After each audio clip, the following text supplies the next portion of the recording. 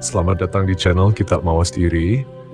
Pada kesempatan kali ini, kita akan menyelami kisah menarik tentang seorang tokoh yang jarang dikenal, namun memiliki peranan penting dalam sejarah Majapahit. Inilah kisah Patih Udara, Patih Majapahit yang terlupakan.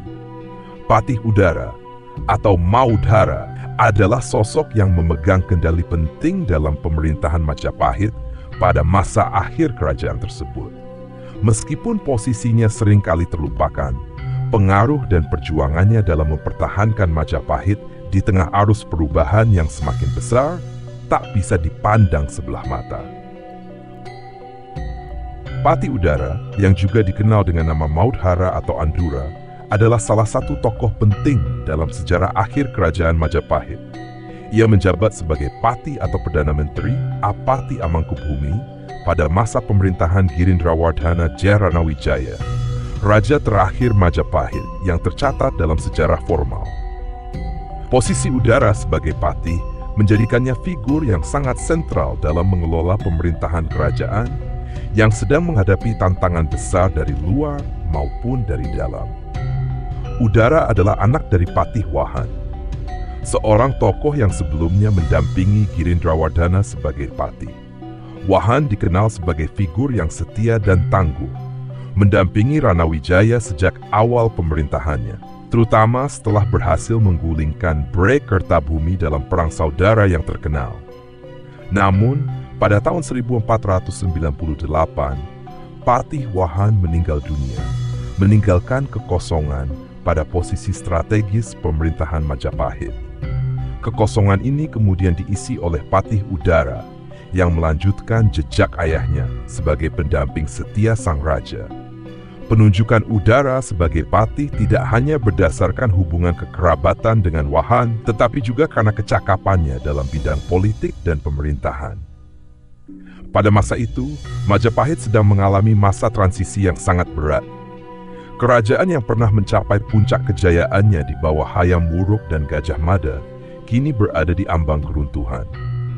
Wilayah-wilayah penting di pesisir utara Jawa satu persatu jatuh ke tangan kekuatan Islam yang sedang bangkit, khususnya Kesultanan Demak. Dalam situasi seperti itu, peran seorang patih menjadi sangat vital, bukan hanya untuk mendampingi raja, tetapi juga untuk menjaga kestabilan internal dan mempertahankan sisa-sisa kejayaan Majapahit. Meskipun Girindrawardhana masih diakui sebagai raja, catatan sejarah menunjukkan bahwa kekuasaan de facto lebih banyak dipegang oleh Patih Udara. Dalam Suma Oriental, sebuah catatan yang ditulis oleh penjelajah Portugis Tomé Pires pada awal abad ke-16, disebutkan bahwa Batara Fojaya atau Batara Wijaya yang identik dengan Dia Ranawijaya hanyalah seorang pemimpin simbolis. Sementara itu, pemerintahan efektif di Majapahit berada di tangan Gusti Patih Udara, yang disebut oleh Pires dengan gelar Guste Pate atau Pate Andura. Udara tidak hanya dikenal sebagai patih yang kompeten, tetapi juga sebagai seorang pemimpin yang sangat dihormati, sehingga posisinya sering dianggap setara dengan raja. Sebagai seorang pemimpin, Patih Udara tidak hanya mengandalkan otoritas formalnya, tetapi juga memperkuat posisinya melalui hubungan kekerabatan. Ia menikah dengan putri dari penguasa Blambangan, Menak Pentor, sebuah aliansi strategis yang memungkinkan Udara mendapatkan dukungan dari wilayah timur Majapahit. Selain itu, ia juga menikahkan putrinya sendiri dengan Girindrawardhana, mempererat hubungan keluarganya dengan keluarga kerajaan. Tidak berhenti di situ, Udara juga menempatkan putranya, Menak Sapetak, sebagai penguasa Pasuruan, sebuah wilayah penting di Jawa Timur. Melalui strategi-strategi ini, Udara berhasil membangun jaringan kekuasaan yang kuat yang memberinya pengaruh besar di berbagai wilayah Majapahit. Namun, pengaruh besar Patih Udara tidak lepas dari tantangan dan kontroversi. Dalam Babat Sumenep, disebutkan bahwa Udara bersaing dengan Ratu Ratna Pembayun, putri sulung Brawijaya V, yang berkedudukan di wilayah Japan dekat kota Mojokerto. Rivalitas ini mencerminkan konflik internal di antara pembesar Majapahit yang semakin memperlemah kekuatan kerajaan. Situasi ini diperburuk oleh tekanan eksternal dari Kesultanan Demak yang semakin agresif dalam upayanya menaklukkan wilayah-wilayah Majapahit. Sebagai tokoh yang hidup pada masa transisi dan keruntuhan, peran Patih Udara seringkali diabaikan dalam narasi besar sejarah Majapahit. Banyak sumber lebih fokus pada peran raja atau konflik besar seperti Perang Saudara dan ekspansi Demak. Sementara kontribusi Udara dalam mempertahankan sisa-sisa kekuasaan Majapahit kurang mendapatkan perhatian. Padahal sebagai Patih, Udara tidak hanya berperan sebagai pengelola pemerintahan, tetapi juga sebagai pemimpin militer dan diplomat yang harus menghadapi berbagai tantangan di masa yang penuh gejolak. Keberadaan Patih Udara juga menjadi bukti bahwa akhir dari kerajaan Majapahit bukanlah sebuah peristiwa yang sederhana. Meskipun secara formal kerajaan ini runtuh pada tahun 1527, catatan seperti yang ditulis oleh Tome Pires dan Duarte Barbosa menunjukkan bahwa Majapahit masih memiliki struktur pemerintahan yang berfungsi hingga awal abad ke-16. Dalam catatan Barbosa yang ditulis pada tahun 1518, disebutkan adanya seorang raja kafir yang masih berkuasa di pedalaman Jawa. Raja ini kemungkinan besar adalah Patih Udara, yang meskipun hanya menjabat sebagai patih, memiliki pengaruh yang setara dengan raja. Selain itu, prasasti-prasasti yang dikeluarkan oleh Girindrawardhana, seperti prasasti Jiwu'u yang bertarik 1486, juga menunjukkan bahwa Majapahit masih memiliki kapasitas untuk mengelola pemerintahan dan menjalankan kebijakan domestik. Prasasti ini berisi anugerah kepada pendukung setia raja dalam Perang Saudara melawan Bre Kertabhumi. Hal ini menunjukkan bahwa meskipun berada dalam situasi yang sulit, Majapahit di bawah kepemimpinan Girindrawardhana dan Patih Udara tetap berusaha mempertahankan stabilitas internal dan mengelola konflik-konflik yang ada. Patih Udara adalah simbol dari perlawanan terakhir Majapahit terhadap perubahan besar yang terjadi di Nusantara pada abad ke-15 hingga ke-16. Sebagai seorang patih, ia tidak hanya menjalankan tugas-tugas administratif, tetapi juga memimpin perlawanan militer terhadap kekuatan Islam di pesisir utara Jawa, terutama Demak. Namun pada akhirnya, kekuatan Majapahit tidak mampu bertahan menghadapi gempuran Demak yang semakin kuat. Pada tahun 1527, Demak di bawah kepemimpinan Raden Patah berhasil menaklukkan Majapahit Kediri, menandai akhir dari kerajaan besar ini. Peran Patih Udara sebagai pemimpin de facto Majapahit pada masa akhir kekuasaannya adalah sebuah refleksi dari upaya terakhir kerajaan ini untuk bertahan dari kehancuran. Dalam sejarah Majapahit, Udara mungkin tidak sepopuler tokoh-tokoh seperti Hayam Wuruk atau Gajah Mada, tetapi kontribusinya dalam mempertahankan sisa-sisa kekuasaan Majapahit tetaplah penting. Hingga kini, nama Patih Udara menjadi bagian dari sejarah yang layak dikenal sebagai salah satu figur yang berjuang keras di tengah keterpurukan kerajaan yang pernah menjadi simbol kejayaan Nusantara. Pada masa pemerintahan Girindrawardhana Dyah Ranawijaya, peran Patih Udara menjadi sangat signifikan dalam mengelola pemerintahan kerajaan Majapahit. Menurut Tome Pires, seorang penjelajah Portugis yang melakukan perjalanan ke Asia pada awal abad ke-16, pemerintahan efektif Majapahit saat itu lebih banyak berada di tangan Patih Udara daripada di tangan raja. Dalam catatannya yang terkenal, Suma Oriental, Pires menyebut bahwa Batara Fojaya atau Batara Wijaya, identik dengan Dyah Ranawijaya, hanyalah seorang pemimpin simbolis tanpa kekuasaan nyata. Sebaliknya, Patih Udara, yang oleh Pires disebut sebagai Guste Pate atau Pate Andura, menjadi tokoh utama yang memegang kendali atas jalannya pemerintahan. Gelar Gusti Patih yang disandang oleh Udara menunjukkan posisi strategisnya dalam struktur kekuasaan Majapahit. Sebagai Patih atau Apati Amangkubumi, Udara bertanggung jawab atas pengelolaan pemerintahan sehari-hari, pelaksanaan kebijakan, dan hubungan luar negeri. Namun, perannya melampaui batas-batas formal dari tugas seorang patih. Udara bukan hanya pelaksana kebijakan raja, tetapi juga pemimpin yang memengaruhi arah politik dan militer Majapahit. Dalam konteks itu, ia menjadi penguasa de facto yang memiliki kekuasaan lebih besar daripada raja, yang secara simbolis tetap diakui sebagai pemimpin tertinggi. Posisi Udara sebagai pemegang kendali pemerintahan tidak hanya berasal dari otoritas formal yang melekat pada jabatannya, tetapi juga dari kemampuan politik dan militernya. Ia dikenal sebagai pemimpin yang cakap dalam mengelola pemerintahan di tengah situasi yang sangat sulit.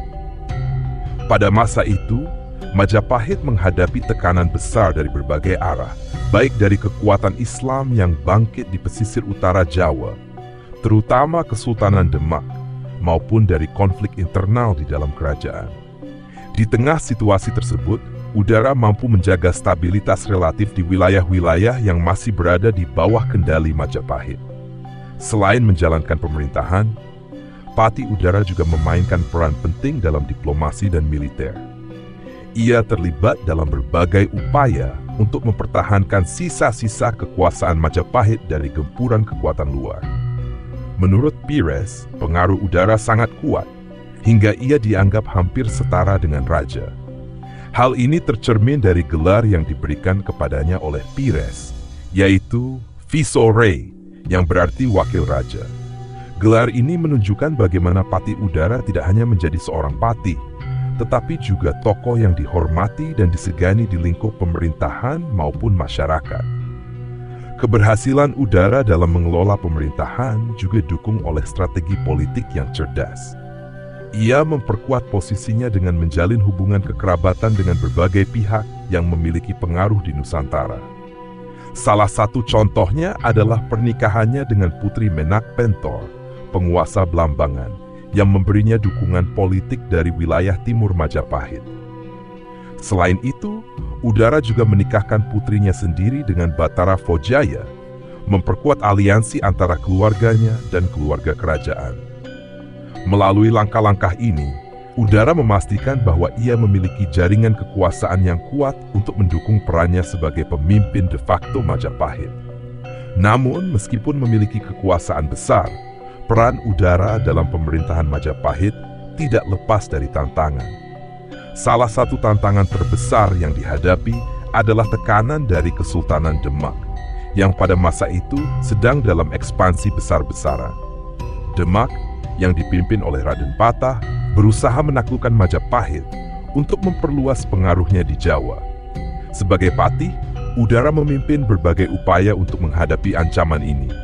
Meskipun pada akhirnya, Majapahit tidak mampu bertahan menghadapi kekuatan Demak. Selain tekanan dari luar, Udara juga menghadapi konflik internal di dalam kerajaan. Rivalitas dengan Ratu Ratna Pembayun, Putri Sulung Brawijaya V, adalah salah satu contoh dari dinamika politik internal yang memperlemah posisi Majapahit. Menurut Babat Sumenep, Pembayun, yang berkedudukan di wilayah Japan dekat kota Mojokerto, bersaing dengan Udara dalam memperebutkan pengaruh dan kendali atas kerajaan. Konflik ini mencerminkan bagaimana fragmentasi internal turut berkontribusi pada melemahnya kekuatan Majapahit di masa akhir pemerintahannya. Dalam pandangan Tome Pires, peran Pati Udara dalam pemerintahan Majapahit adalah contoh dari transisi kekuasaan yang sering terjadi di kerajaan-kerajaan Nusantara. Ketika seorang raja kehilangan pengaruhnya, pemimpin-pemimpin lain, seperti patih atau panglima perang, seringkali mengambil alih kendali pemerintahan. Dalam kasus Majapahit, Patih Udara menjadi figur yang memimpin kerajaan pada masa-masa terakhirnya, ketika pengaruh raja sudah sangat lemah. Perannya sebagai pemimpin de facto mencerminkan kemampuan dan pengaruhnya, tetapi juga menggambarkan situasi krisis yang dihadapi oleh Majapahit pada masa itu. Pada akhirnya, peran Pati Udara dalam pemerintahan Majapahit menunjukkan bagaimana seorang patih dapat menjadi figur sentral dalam sebuah kerajaan, terutama pada masa-masa krisis. Ia tidak hanya menjalankan tugas-tugas administratif, tetapi juga memimpin upaya untuk mempertahankan kerajaan dari ancaman internal maupun eksternal. Meskipun sejarah lebih banyak mengingat nama-nama raja, seperti Dyah Ranawijaya atau Hayam Wuruk, peran Udara sebagai pemimpin de facto Majapahit tidak boleh diabaikan. Sebagai tokoh yang berjuang keras untuk menjaga sisa-sisa kejayaan Majapahit, Patih Udara adalah salah satu figur penting dalam sejarah Nusantara. Patih Udara dikenal sebagai seorang pemimpin yang cakap dalam membangun aliansi politik melalui hubungan kekerabatan. Di tengah masa-masa sulit bagi Majapahit, strategi ini terbukti menjadi alat yang sangat efektif dalam memperkuat posisinya sebagai penguasa de facto kerajaan.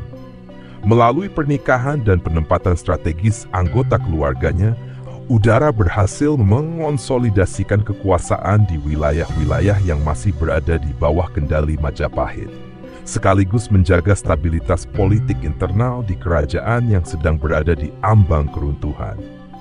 Salah satu langkah strategis yang diambil oleh Udara adalah menikah dengan putri dari Menak dan Pentor, penguasa Blambangan.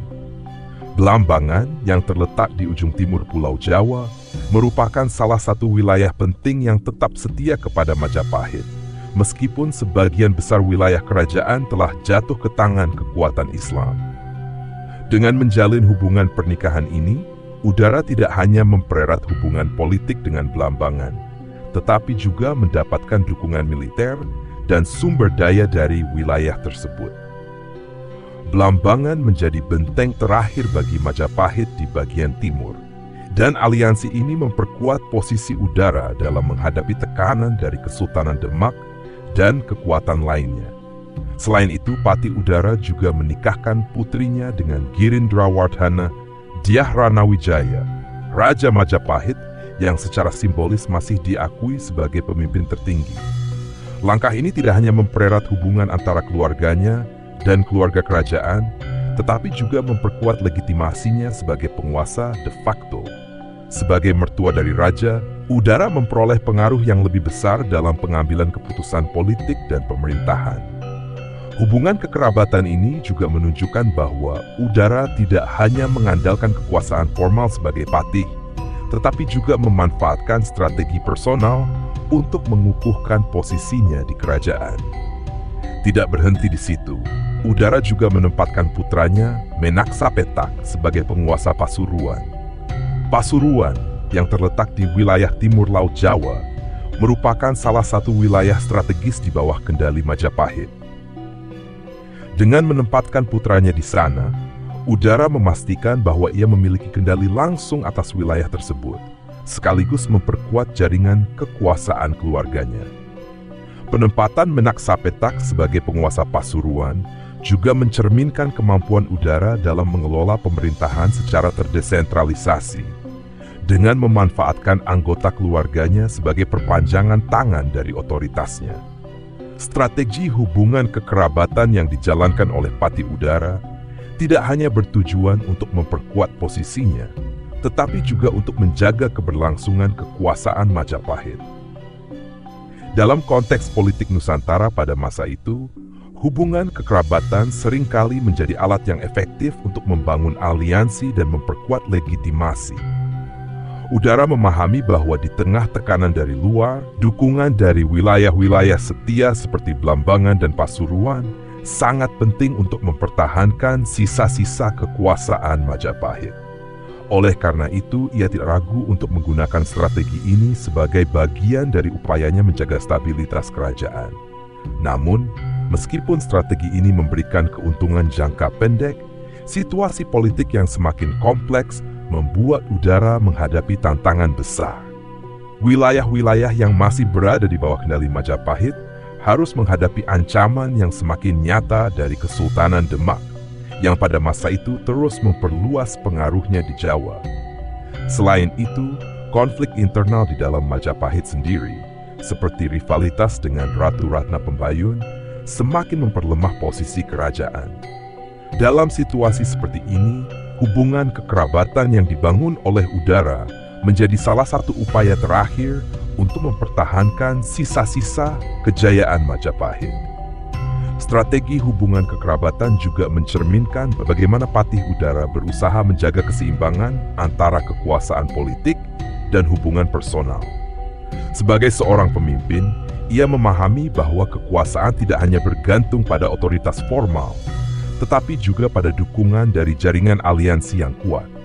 Dengan menjalin hubungan pernikahan dengan keluarga-keluarga berpengaruh, menempatkan anggota keluarganya di posisi strategis, dan membangun hubungan baik dengan wilayah-wilayah penting, Udara menunjukkan kecakapannya dalam memimpin di tengah situasi yang penuh tantangan.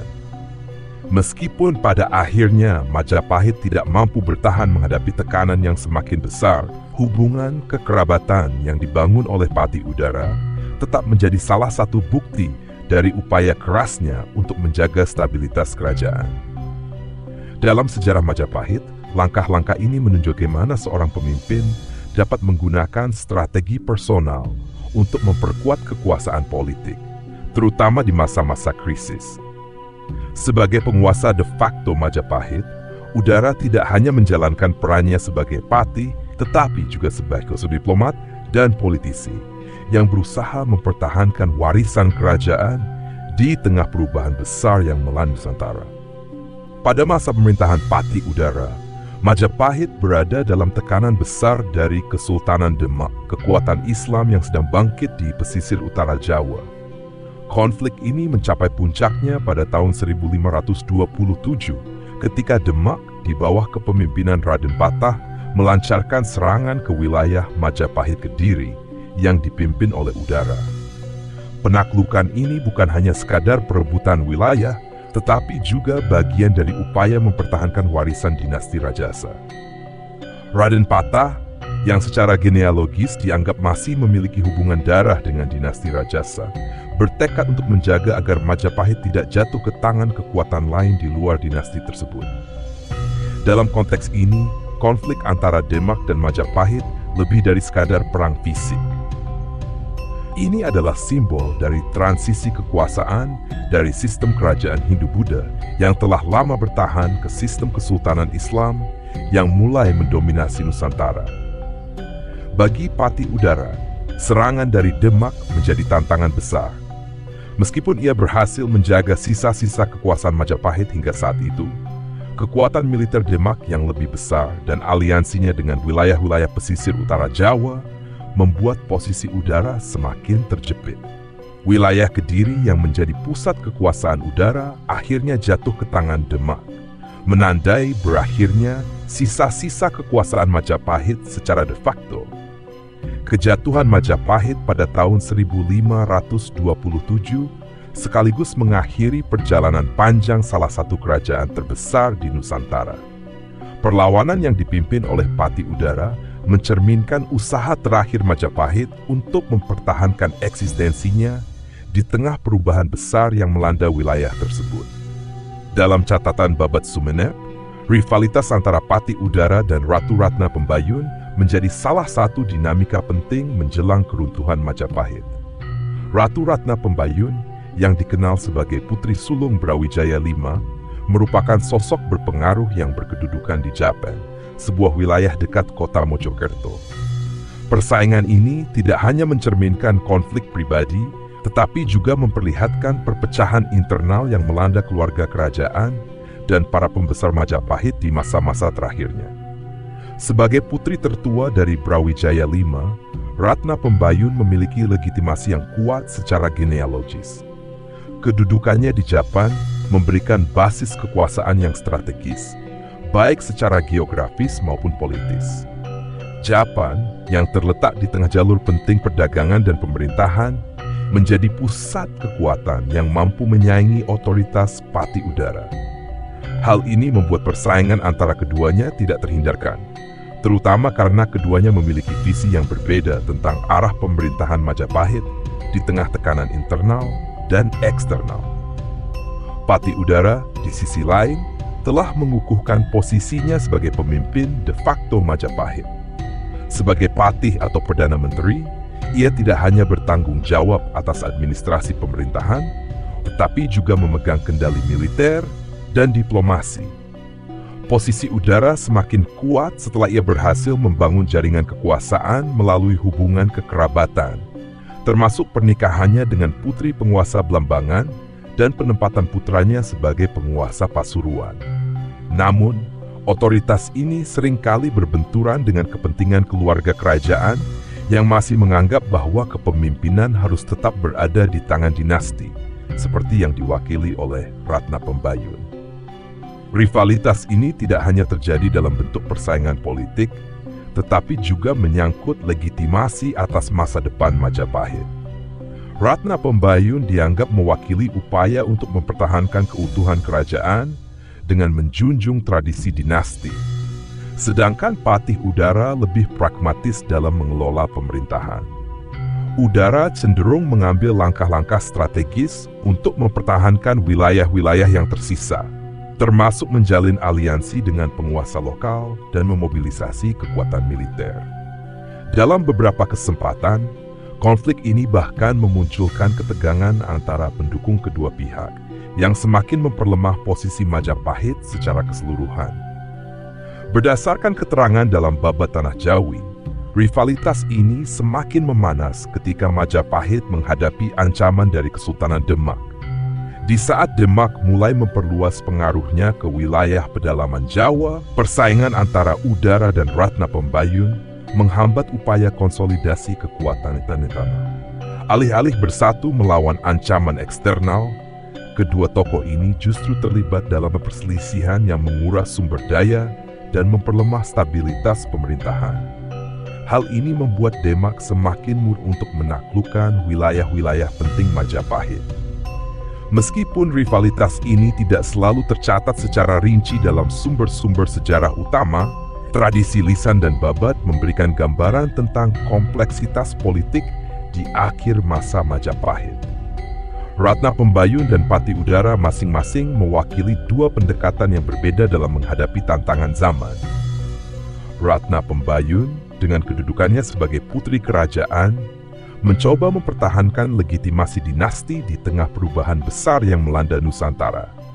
Sementara itu, Patih Udara lebih berfokus pada upaya mempertahankan kendali pemerintahan melalui kekuasaan de facto dan strategi politik yang adaptif. Pada akhirnya, rivalitas ini menjadi salah satu faktor yang mempercepat keruntuhan Majapahit. Ketegangan internal yang tidak terselesaikan membuat kerajaan ini semakin rapuh, baik secara politik maupun militer. Sisa-sisa kekuasaan yang dipimpin oleh Patih Udara akhirnya jatuh ke tangan Kesultanan Demak, menandai akhir dari era kerajaan Hindu-Buddha terbesar di Nusantara. Rivalitas antara Udara dan Ratna Pembayun tidak hanya mencerminkan dinamika internal keluarga kerajaan, tetapi juga menjadi simbol dari transisi kekuasaan yang penuh konflik di masa akhir Majapahit. Keberadaan Patih Udara dalam sejarah akhir Majapahit tercatat tidak hanya dalam sumber-sumber lokal, tetapi juga dalam catatan penjelajah asing, khususnya dari Portugis. Dua penjelajah yang terkenal, Tomé Pires dan Duarte Barbosa, memberikan gambaran yang penting mengenai posisi Patih Udara di akhir masa keruntuhan Majapahit. Meskipun pada masa itu Majapahit sudah mengalami penurunan kekuasaan yang signifikan akibat ancaman dari Kesultanan Demak, Udara masih dianggap sebagai salah satu penguasa de facto yang memiliki pengaruh di beberapa wilayah pedalaman Jawa. Tomé Pires, seorang penjelajah Portugis yang mengunjungi Asia antara tahun 1512 hingga 1515, memberikan kesaksian tentang kondisi pemerintahan Majapahit. Dalam karyanya Suma Oriental, Pires mencatat bahwa pada masa itu, Girindrawardhana Dyahranawijaya, atau yang dikenal dengan nama Batara Wijaya, sudah tidak lagi memegang kekuasaan nyata. Sebaliknya, Patih Udara yang memegang kendali pemerintahan sebagai penguasa de facto. Dalam catatannya, Pires bahkan menyebut Udara dengan gelar Gusti Patih atau Pate Andura, yang menunjukkan pengaruhnya yang besar dalam pemerintahan Majapahit pada masa itu. Pires menggambarkan Udara sebagai sosok yang hampir seperti raja, dengan kekuasaan yang dominan meskipun secara formal ia hanya menjabat sebagai patih dan panglima perang. Namun, catatan yang lebih lanjut mengenai Patih Udara muncul dalam tulisan penjelajah Portugis lainnya, Duarte Barbosa. Pada tahun 1518, Barbosa mengunjungi Jawa dan mencatat keberadaan seorang raja kafir yang masih berkuasa di pedalaman Jawa, yang dikenal dengan sebutan Pateudra. Barbosa menyebutkan bahwa meskipun Majapahit sudah jatuh ke tangan Demak, Patih Udara masih memiliki pengaruh di beberapa wilayah pedalaman. Menariknya, Barbosa menyebut Patih Udara dengan gelar Pateudra, yang menunjukkan bahwa ia tetap dihormati sebagai pemimpin oleh sebagian orang Jawa meskipun kekuatan politik Majapahit telah surut. Pentingnya catatan Barbosa terletak pada fakta bahwa ia menunjukkan sisa-sisa pengaruh Patih Udara di luar pusat kekuasaan Majapahit. Walaupun wilayah kerajaan Majapahit telah terbagi-bagi dan mulai jatuh ke tangan Kesultanan Demak, masih ada daerah-daerah di pedalaman yang tetap setia atau dipimpin oleh penguasa lokal yang mengakui otoritas udara. Hal ini menunjukkan bahwa meskipun struktur kekuasaan Majapahit secara keseluruhan telah melemah, pengaruh Patih Udara tetap bertahan di beberapa wilayah Jawa, khususnya di kawasan-kawasan yang masih mempertahankan tradisi dan pemerintahan Hindu-Buddha. Dengan catatan ini, baik Perez maupun Barbosa memberi gambaran penting mengenai bagaimana Patih Udara berusaha mempertahankan otoritasnya setelah keruntuhan Majapahit. Sisa-sisa kekuasaannya di pedalaman Jawa adalah bentuk perlawanan terakhir terhadap arus perubahan besar yang dibawa oleh Kesultanan Demak dan penyebaran Islam di Jawa. Hal ini mencerminkan tekad Udara untuk tetap menjaga kejayaan dan pengaruh Majapahit, meskipun dalam bentuk yang jauh lebih terbatas. Selain itu, catatan-catatan ini juga memberikan kita pemahaman tentang dinamika politik yang terjadi di Jawa pada masa transisi antara kerajaan Hindu-Buddha ke Kesultanan Islam. Patih Udara, meskipun tidak lagi memimpin Majapahit secara resmi, tetap menjadi simbol dari kekuatan dan keteguhan orang-orang yang ingin mempertahankan warisan kerajaan Majapahit di tengah tantangan besar.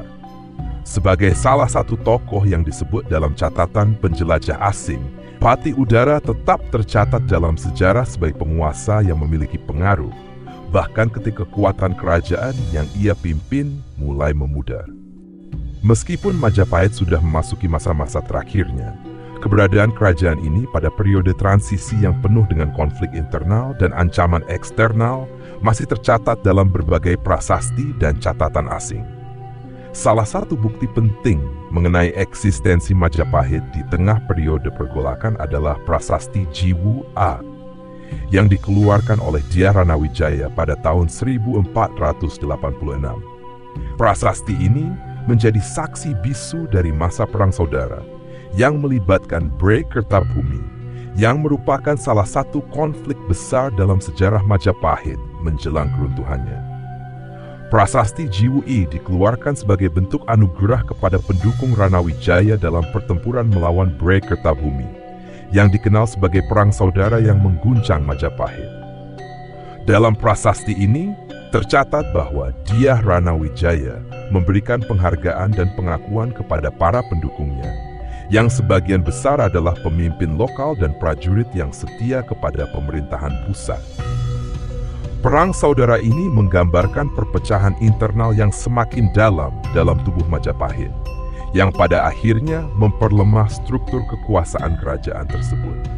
Namun, meskipun dilanda perselisihan internal, kerajaan ini masih berusaha untuk mempertahankan otoritasnya dengan cara mempererat hubungan dengan sekutu-sekutu setianya. Prasasti Jiwu I juga mencerminkan upaya Majapahit untuk menjaga stabilitas politik di tengah kekacauan.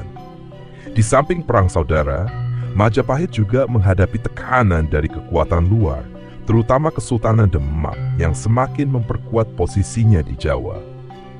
Keberadaan prasasti ini menjadi bukti penting bahwa meskipun dalam keadaan melemah, Majapahit masih berusaha menggalang dukungan dari berbagai pihak dan menjaga kestabilan wilayah yang masih berada di bawah kekuasaannya. Selain prasasti, hubungan diplomatik Majapahit dengan negara-negara lain juga tetap berjalan meskipun kondisi kerajaan semakin terancam. Salah satu catatan penting yang mencerminkan hal ini adalah dari sumber dinasti Ming pada tahun 1498. Dalam catatan ini disebutkan bahwa masih ada hubungan diplomatik antara Jawa dan Cina yang menunjukkan bahwa Majapahit masih mempertahankan kontak dengan kekuatan besar di luar Nusantara meskipun posisinya semakin terpinggirkan oleh kebangkitan Kesultanan Demak dan penyebaran Islam di pesisir utara Jawa. Hubungan diplomatik ini mencerminkan upaya Majapahit untuk tetap mempertahankan statusnya di kancah internasional. Pada masa kejayaannya, Majapahit dikenal sebagai kerajaan maritim yang memiliki hubungan dagang dan politik dengan berbagai negara, termasuk Cina, India, dan negara-negara di Asia Tenggara. Meskipun pada masa-masa terakhir kekuasaan Majapahit semakin terbatas, kerajaan ini berusaha untuk mempertahankan hubungan-hubungan tersebut untuk memperkuat posisi politiknya di mata dunia luar. Catatan dinasti Ming juga menunjukkan bahwa meskipun Demak telah mengancam keberadaan Majapahit, kerajaan ini tetap berusaha untuk bertahan dengan mempertahankan hubungan luar negeri. Hal ini menunjukkan bahwa meskipun menghadapi keruntuhan internal, Majapahit masih memiliki peran penting dalam percaturan politik global pada masa itu. Keberadaan prasasti seperti Prasasti Jiwu'i dan catatan-catatan diplomatik ini memberikan gambaran tentang ketahanan Majapahit meskipun diambang kehancuran. Kerajaan ini berusaha mempertahankan warisannya melalui penghargaan kepada para pendukungnya dan menjaga hubungan dengan negara-negara besar. Namun, meskipun ada upaya keras untuk mempertahankan eksistensi kerajaan, pada akhirnya Majapahit harus menghadapi kenyataan bahwa masa kejayaannya telah berakhir dan pengaruhnya di dunia luar pun semakin tergerus. Masa kekuasaan Patidara berakhir dengan runtuhnya Majapahit, yang semakin melemah akibat serangan dari Kesultanan Demak pada tahun 1527. Pada saat itu, Majapahit berada di ujung tanduk, terpecah belah, dan kehilangan kekuatannya setelah bertahun-tahun menghadapi konflik internal dan tekanan dari luar. Patih Udara, yang telah menjadi penguasa de facto kerajaan ini, berusaha mempertahankan sisa-sisa kekuasaan Majapahit, tetapi tantangan yang dihadapi terlalu besar. Peran Udara dalam mempertahankan Majapahit sangat penting, meskipun ia tidak lagi memiliki kekuasaan formal yang kuat. Sebagai pemimpin yang menggalang perlawanan sisa-sisa Majapahit, ia menjadi salah satu tokoh yang berusaha menghalau gelombang Islamisasi yang dipimpin oleh Kesultanan Demak, yang dipimpin oleh Raden Patah. Demak yang semakin menguat, berhasil menaklukkan Majapahit Kediri yang dipimpin oleh Patih Udara, menandai berakhirnya dominasi kerajaan Hindu-Buddha terbesar di Jawa. Namun, meskipun Patih Udara berusaha sekuat tenaga untuk mempertahankan kekuasaannya, Majapahit akhirnya tidak bisa bertahan lebih lama. Serangan Demak pada tahun 1527 membawa titik akhir bagi kerajaan ini, menandai berakhirnya era kejayaan Majapahit dan mulainya dominasi Kesultanan Islam di Jawa. Patih Udara yang telah berjuang hingga akhir tercatat sebagai sosok penting dalam sejarah yang jarang dikenal. Namanya, meskipun kurang dikenal, tetap menjadi bagian dari kisah akhir Majapahit yang penuh dengan pergolakan dan perlawanan terakhir melawan perubahan zaman. Demikianlah pembahasan kita tentang Patih Udara, sosok yang menjadi bagian penting dalam babak terakhir Majapahit. Sejarahnya yang jarang terdengar seharusnya menjadi pelajaran bagi kita, bahwa banyak tokoh-tokoh besar dalam sejarah yang peranannya seringkali terabaikan, meskipun mereka berjuang keras di tengah tantangan besar. Semoga kisah ini memberi kita wawasan tentang bagaimana setiap langkah dalam sejarah, baik yang dikenal maupun yang terlupakan, membentuk perjalanan panjang bangsa ini. Terima kasih telah menyaksikan Kitab Mawas Diri. Jangan lupa untuk terus mengikuti kami dalam penelusuran sejarah lainnya. Sampai jumpa di video berikut.